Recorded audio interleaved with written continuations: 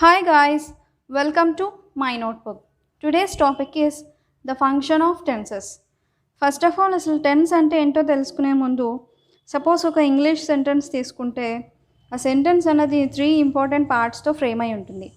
ఆ 3 important parts ఏంటంటే subject, verb, object. So these are the primary things needed to frame a sentence. For example, he plays cricket. దాంట్లో he అన్నది subject, plays అన్నది verb, cricket అన్నది object. ఇప్పుడు tense డెఫినేషన్కి వస్తే tense అంటే nothing but which defines time of an action. అంటే time of an action గురించి చెప్పేదే టెన్స్ అంటే. హీ ప్లేస్ క్రికెట్ అని అనుకున్నాం కదా, దాంట్లో హీ సబ్జెక్ట్. సో అతను క్రికెట్ ఇప్పుడు ఆడుతున్నాడా, లేదంటే పాస్ట్లో క్రికెట్ ఆడాడా, ఆర్ ఫ్యూచర్లో క్రికెట్ ఆడతాడా, ఇట్లాంటి డెఫినేషన్స్ అన్నీ కూడా మనకి టెన్సెస్ చెప్తాయి. సో ఈ tense may be defined as that form of your verb which indicates time of an action. Time of an action గురించి చెప్పేదే టెన్స్ అంటే. మెయిన్లీ టెన్సెస్ అనేవి 3 టైప్స్ ఉంటాయి. అవి మనకి తెలుసు: present tense, past tense, future tense. అయితే ఈ 3 కూడా 4 డిఫరెంట్ ఫార్మ్స్ ఉంటాయి. అవి ఏంటంటే, ఫస్ట్ ప్రజెంట్ టెన్స్ చూద్దాం. ప్రజెంట్ టెన్స్లో simple present, present continuous, present perfect, present perfect continuous. ఇవి ప్రజెంట్ టెన్స్లో. అదే పాస్ట్ టెన్స్ తీసుకుంటే simple past, past continuous, past perfect, past perfect continuous. So future tense కూడా అలాగే వస్తాయి. దీంట్లో ఒక్కొక్క దానికి ఒక్కొక్క స్ట్రక్చర్ ఉంటుందన్నమాట. అంటే టోటల్ 12 స్ట్రక్చర్స్ ఉంటాయి. ఆ 12 స్ట్రక్చర్స్ అన్నవి ఇంగ్లీష్లో బేసిక్స్. అంటే ఆ 12 స్ట్రక్చర్స్ మనకు వచ్చినట్టయితే మోస్ట్లీ చాలా ఇంగ్లీష్ గ్రామర్లో చాలా టాపిక్స్ మనకి ఈజీగా అర్థమవుతాయి. సో ఫస్ట్ సింపుల్ ప్రజెంట్ గురించి చూద్దాం. సింపుల్ ప్రజెంట్కి ఇంకొక నేమ్ ఉంది, అదేంటంటే present indefinite tense. Simple present or present indefinite tense కూడా అనొచ్చు. అయితే స్ట్రక్చర్ చూడండి: subject plus V1 plus object. Generally verb అనేది 3 ఫార్మ్స్ ఉంటుందని మనకు తెలుసు. V1, V2, V3 అని అంటాం, కానీ వాటికి పేర్లు ఉంటాయి. V1 అంటే basic form of a verb అంటాం. V2 అంటే పాస్ట్ సింపుల్, V3 అంటే పాస్ట్ పార్టిసిపుల్. సో దీనికి ఎగ్జాంపుల్ చూడండి: హీ ప్లేస్ క్రికెట్. దాంట్లో హీ అన్నది సబ్జెక్ట్, ప్లేస్ అనేది first form of verb, cricket అనేది ఆబ్జెక్ట్. ఇక్కడ ఏంటంటే చాలామంది ఇక్కడ హీ ప్లే క్రికెట్ అని రాస్తారు. అది తప్పు. ఎందుకంటే హీ అన్నది ఇక్కడ సింగులర్ సబ్జెక్ట్, ప్లేస్ అన్నది సింగులర్ సబ్జెక్ట్. జనరల్లీ ఎలా అనుకుంటారంటే, ప్లేస్ మనకి చిన్నప్పుడు సింగులర్ ప్లూరల్స్ చెప్పేటప్పుడు బుక్స్ అంటే ఎస్ యాడ్ చేస్తే, ఒక వర్డ్కి ఎస్ యాడ్ చేస్తే అది ప్లూరల్ అయిపోతుందని చెప్తారు. అట్లాగే ఇక్కడ కూడా ప్లేస్ అని అనుకుని ప్లేస్ అన్నది ప్లూరల్ వర్బ్ కింద అనుకుంటారు, కానీ అది తప్పు. మనకి ఇక్కడ చూడండి, ప్లే అంటే ఎప్పుడు డూ ప్లస్ ప్లే అనమాట. ప్లే అని రాస్తున్నామంటే దాంట్లో డూ అన్నది, డూ ఫామ్ అనేది ఇంక్లూడ్ అయి ఉంటుంది ప్లేలో. అదే ప్లేస్ అంటే డస్ ప్లస్ ప్లేస్. మనకి first person, second person, third person ఉంటారని తెలుసు. ఫస్ట్ పర్సన్లో సింగులర్ ఎవరు అంటే ఐ, ప్లూరల్ ఎవరు అంటే వి. అదే సెకండ్ పర్సన్ తీసుకున్నట్టయితే సింగులర్ ప్లూరల్ ఒకళ్ళే ఉంటారు, అదే యూ అనమాట. అంటే ఫస్ట్ పర్సన్ అంటే జనరలీ మనం అని చెప్తాం, సెకండ్ పర్సన్ అంటే మనకి ఎదురుగా ఎవరుంటే వాళ్ళు సెకండ్ పర్సన్. ఇంకా వేరే చోట ఉన్న వాళ్ళ గురించి చెప్పేదాన్ని థర్డ్ పర్సన్ అని అంటాం. సో ఫస్ట్ పర్సన్లో సింగులర్ ఐ, ప్లూరల్ వి. అదే సెకండ్ పర్సన్లో సింగులర్ ప్లూరల్ కూడా రెండు యూఏ. థర్డ్ పర్సన్కి వచ్చేటప్పటికి హీ, షీ, ఇట్ అన్నవి సింగులర్. అదే ప్లూరల్ అయితే దే అని అంటాం. సో అది ఎలా వాడాలో ఒకసారి చూడండి. హీ, షీ, ఇట్కి మనం ప్లేస్ అంటాం, అవి సింగులర్ కాబట్టి ఇక్కడ ప్లేస్ అన్నది సింగులర్ వర్బ్ యూస్ చేయాలి. And I, we, you, they వీటన్నిటికీ మనం ప్లూరల్ వర్బ్ వాడతాం. అయితే he, she, it, I, we, they, you ఇవన్నీ ఏంటంటే సబ్జెక్ట్ ఫార్మ్స్ అనమాట. జనరల్లీ మనకి ప్రొనౌన్స్ చెప్పుకున్నప్పుడు వస్తాయి ఇవి subject forms, object forms. Object forms అంటే హిమ్, హర్. ఇట్కి ఏంటంటే ఆబ్జెక్ట్ ఫార్మ్ ఇట్టే అవుతుంది. ఇంకా ఐకి మీ, వీకి అజ్, తేకి దెమ్, యూకి సేమ్ ఆబ్జెక్ట్ ఫామ్ అదే యూ. అండ్ ఇంకా పొసెసివ్ ఫామ్స్ ఉంటాయి, ఇంకా రిఫ్లెక్సివ్ ఫామ్స్ ఉంటాయి, అంటే my self, her self, him self ఇట్లాంటివి అనమాట. అవన్నీ మనం ప్రొనౌన్స్ చెప్పుకున్నప్పుడు చెప్పుకుందాం. అండ్ నెక్స్ట్ ఇప్పుడు సింపుల్ ప్రజెంట్లో ఏంటంటే కొన్ని యాక్షన్స్ ఉంటాయి. ఆ యాక్షన్స్ అనేవి మనం సింపుల్ ప్రజెంట్లోనే చెప్పాలి. Like habitual actions, universal truths, historical events, ఇంకా ఏదైనా స్టోరీస్ నరేట్ చేసేటప్పుడు, ఇంకా ప్రొవర్బ్స్ చెప్పేటప్పుడు, ఇంకా ప్లాన్డ్ అఫీషియల్ యాక్షన్స్, ఇవన్నీ కూడా మనం సింపుల్ ప్రజెంట్లోనే రాయాలి. ఫర్ ఎగ్జాంపుల్ హ్యాబిచువల్ యాక్షన్స్ చూసుకుందాం. He goes for a walk in the morning. అతను రోజు మార్నింగ్ వాక్కి వెళ్తాడు కాబట్టి అది అతని హ్యాబిట్ కాబట్టి దాన్ని ఎప్పుడు మనం సింపుల్ ప్రజెంట్లోనే చెప్తాం. And universal truths like sun rises in the east, ఇట్లాంటి యూనివర్సల్ ట్రూత్స్ కూడా మనం సింపుల్ ప్రజెంట్లోనే చెప్తాం. అండ్ హిస్టారికల్ ఈవెంట్స్ గురించి చెప్పేటప్పుడు, ఇంకా ఏదైనా స్టోరీస్ నరేట్ చేసేటప్పుడు, and Proverbs like two wrongs don't make a right ఇలాగా. ఇంకా planned official actions like example the PM arrives from New York tomorrow ఇట్లాంటివి. పర్మనెంట్ యాక్షన్స్ అంటే జోసెఫ్ లివ్స్ ఇన్ బెంగళూరు. ఇట్లా అంటే జోసెఫ్ ఎప్పుడు తను పర్మనెంట్గా బెంగళూరులో ఉంటాడు కాబట్టి అది పర్మనెంట్ యాక్షన్ కాబట్టి అది కూడా మనం సింపుల్ ప్రజెంట్లోనే చెప్తాం. సో నెక్స్ట్ ఏంటంటే ఐడెంటిఫికేషన్ వర్డ్స్. ఐడెంటిఫికేషన్ వర్డ్స్ ఏంటంటే జనరల్లీ మనకి ఒక సెంటెన్స్ చూడగానే స్ట్రక్చర్ని బట్టి మనం చెప్పచ్చు అది సింపుల్ ప్రజెంట్లో ఉందని. కానీ కొన్ని కీవర్డ్స్ ఉంటాయి. ఈ కీవర్డ్స్ వల్ల ఏంటంటే మన స్ట్రక్చర్ దాకా వెళ్ళక్కర్లేదు, జస్ట్ ఈ కీవర్డ్ చూస్తే మనకు అది సింపుల్ ప్రజెంట్లో ఉంది అని చెప్పగలం. Every plus time, regularly, usually, commonly, ఇంకా జనరల్లీ, ఫ్రీక్వెంట్లీ ఇట్లా అన్నీ ఉంటాయి. అయితే ఎగ్జాంపుల్స్ చూడండి. Buses run on this road every hour. ఇంకా అక్కడ ఎవ్రీ అవర్ అన్నది identification word. And the last bus normally leaves at midnight. ఇంకా నార్మల్లీ అన్నది కూడా identification word. So this is all about simple present. ఇప్పుడు మనం present continuous గురించి చూద్దాం. ప్రజెంట్ కంటిన్యూస్కి ఇంకొక నేమ్ కూడా ఉంది, ప్రజెంట్ ప్రోగ్రెసివ్ టెన్స్ అని అంటాం. అంటే ప్రోగ్రెసివ్ అంటే ఇప్పుడు జరుగుతూ ఉన్న దాని గురించి చెప్పేదన్నమాట. It indicates the on going time. ఇప్పుడు నౌ ప్రజెంట్ ఏం జరుగుతుంది అని చెప్పేదే ప్రజెంట్ కంటిన్యూస్. అయితే స్ట్రక్చర్ చూడండి.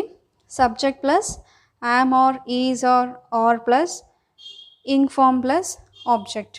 జనరలీ మనం ఇంగ్ ఫామ్ అంటాం కానీ దానికి నేమ్ ఉంది, ప్రజెంట్ పార్టిసిపుల్ అనమాట ఇంగ్ ఫామ్ నేమ్.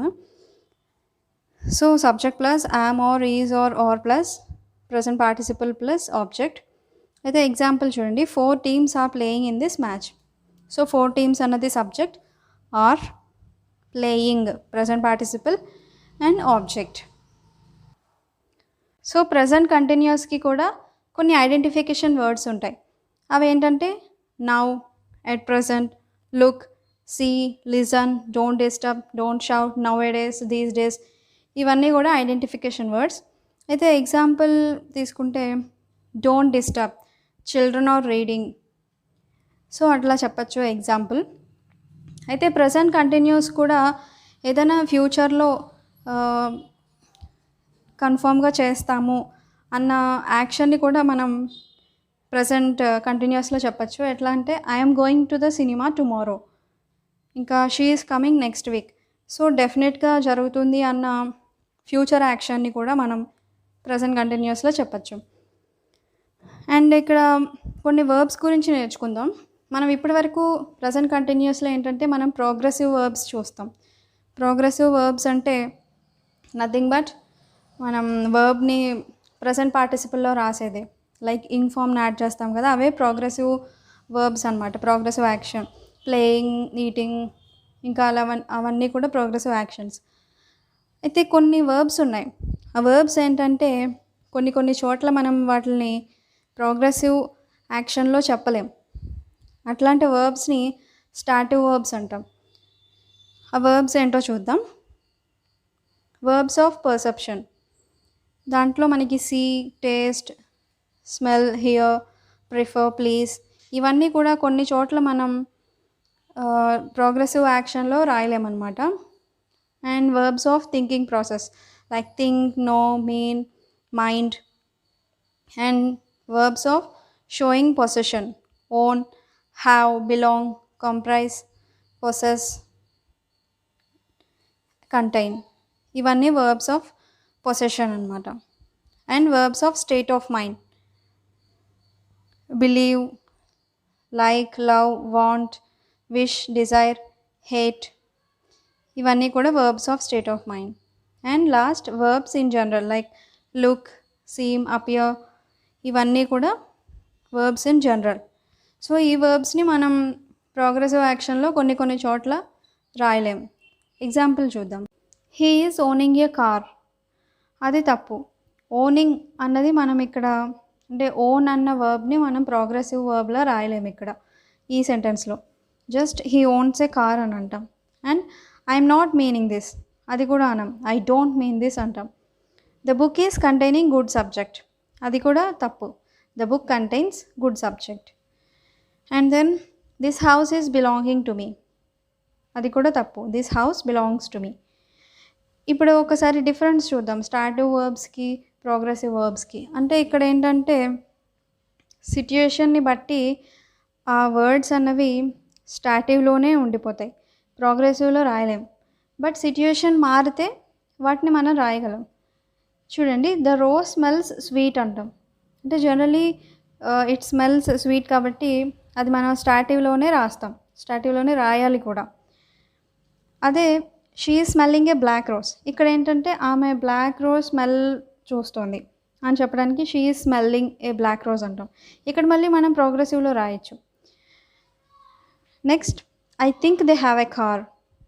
ఇక్కడ మళ్ళీ స్టాటివ్లోనే హ్యావ్ ఫామ్ అన్నది, హ్యావ్ ఫామ్ వర్బ్ అన్నది. Next, she is having lunch now. ఇక్కడ మళ్ళీ ప్రోగ్రెసివ్లో రాయొచ్చు. సో ఈ వర్బ్స్ అన్నవి కూడా, ఈ వర్బ్స్ అనేవి సిట్యుయేషన్ని బట్టి స్టాటివ్ ఫామ్లోకి ప్రోగ్రెసివ్ ఫామ్లోకి మారిపోతూ ఉంటాయి అన్నమాట. అండ్ ఇక్కడ ఇంకొక చిన్న ఇంపార్టెంట్ పాయింట్తో ఈ వీడియోని ఎండ్ చేద్దాం. ఇక్కడ ఏంటంటే two interrogative structures cannot be used in a question which has more than one clause. అంటే టూ ఇంటరోగేటివ్ స్ట్రక్చర్స్ని ఒకే సెంటెన్స్లో రాయకూడదు అని చెప్తున్నాడు. జనరలీ మనకి సెంటెన్సెస్ అనేవి 4 టైప్స్ ఉంటాయని తెలుసు: assertive, interrogative, imperative and exclamatory.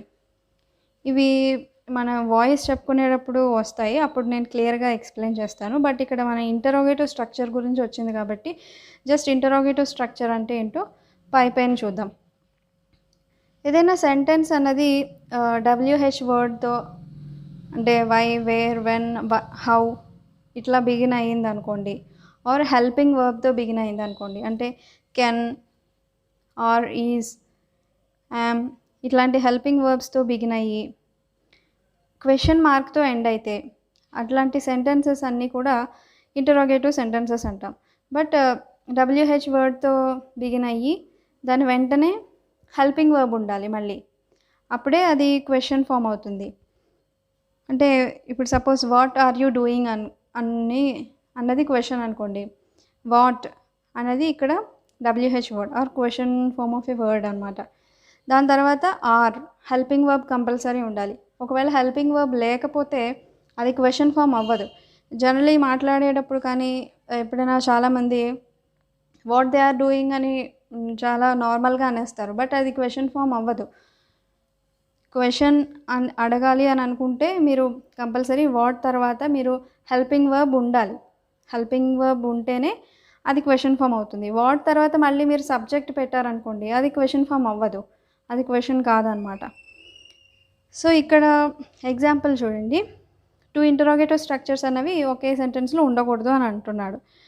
ఇప్పుడు first one, can you predict what are they doing at present అని అన్నారు. అని అంటే కెన్ యూ ప్రెడిక్ట్ అన్నది మనం మార్చలేము, ఎందుకంటే మెయిన్ క్లాజ్ అదే కాబట్టి. బట్ మనం మార్చగలం, ఏదంటే వాట్ ఆర్ దే డూయింగ్ని మనం మార్చచ్చు, క్వశ్చన్ ఫామ్ నుండి మామూలుగా మార్చచ్చు. అది క్వశ్చన్ ఫామ్లో ఉంది కదా. ఇప్పుడు చూడండి, జస్ట్ క్వశ్చన్ ఫామ్ని మనం డిస్టర్బ్ చేసేస్తున్నాం, అంటే ఆ స్ట్రక్చర్ని డిస్టర్బ్ చేస్తే అది క్వశ్చన్ ఫామ్ అవ్వదు. ఇప్పుడు వాట్ ఆర్ దే డూయింగ్ ఉంది కదా, జస్ట్ ఈ సబ్జెక్ట్ అనేది ముందు పెట్టండి, వాట్ తర్వాత పెట్టండి వాట్ దే ఆర్ డూయింగ్, అప్పుడు ఇది క్వశ్చన్ ఫామ్ అవ్వదు. సో అప్పుడు ఇక్కడ ఈ సెంటెన్స్లో ఒకటే ఒక క్వశ్చన్ ఫామ్ ఉంది, అది can you predict what they are doing at present. So ఇలాగనమాట. అయితే ఇక్కడ మనం ఏం చేస్తున్నాం, జస్ట్ రివర్స్ చేస్తున్నాం అనమాట. ఏదైనా ఇంటరాగేటివ్ స్ట్రక్చర్లో మనకి వాట్, వెన్, వై, హౌ ఇట్లాంటి క్వశ్చన్ వర్డ్స్ తర్వాత ఇమ్మీడియట్గా హెల్పింగ్ వర్బ్ అనేది ఉండాలి, అప్పుడే అది క్వశ్చన్ ఫామ్ అవుతుంది. హెల్పింగ్ వర్బ్ తర్వాత సబ్జెక్ట్ అనమాట. ఇప్పుడు కింద ఎగ్జాంపుల్ చూడండి. Can you predict what is happening there at present. So ఇక్కడ మనకి చూడడానికి కెన్ యూ ప్రెడిక్ట్ అనేది ఇంటరాగేటివ్ ఫామ్లో ఉందని తెలుస్తుంది. బట్ వాట్ ఈస్ హ్యాపెనింగ్ ఇది కూడా ఇంటరాగేటివ్లోనే ఉందని తెలుస్తుంది. బట్ ఇక్కడ ఏంటంటే ఇది కరెక్ట్ ఎందుకు అయింది అంటే ఇక్కడ సబ్జెక్ట్ లేదు, మనం మార్చడానికి ఇక్కడ సబ్జెక్ట్ ఏమీ లేదు. What is happening there. జనరల్గా హ్యాపెన్ అనే వర్బ్కి సబ్జెక్ట్తో అవసరం ఉండదు, ఎందుకంటే అది దానంతటా అది జరుగుతుంది, అది ఎవరు చేసింది కాదు. వాట్ ఈస్ హ్యాపెనింగ్ అక్కడ ఏం జరుగుతుంది అంటే హ్యాపెన్ అనే వర్బ్కి జనరల్గా సబ్జెక్ట్తో పని లేదనమాట. సో ఇక్కడ మీకు డిఫరెన్స్ అర్థమై ఉంటుంది కదా. సబ్జెక్ట్ ఉంటే మనం ఇట్లా రివర్స్ చేస్తామన్నమాట. జస్ట్ రివర్స్ చేస్తే ఆ క్వశ్చన్ స్ట్రక్చర్ అనేది డిస్టర్బ్ చేస్తే సరిపోతుంది. టూ ఇంటరాగేటివ్ స్ట్రక్చర్స్ అన్నవి ఒకే సెంటెన్స్లో ఉండకూడదు. సో అదే ఈరోజు క్లాస్. అండ్ నెక్స్ట్ వీడియోలో మనం ప్రెజెంట్ పర్ఫెక్ట్ ఇంకా ప్రెజెంట్ పర్ఫెక్ట్ కంటిన్యూస్ గురించి డిస్కస్ చేసుకుందాం. I hope you like this video. If you like it, give a big thumbs up and don't forget to subscribe. Thanks for watching. See you in the next video.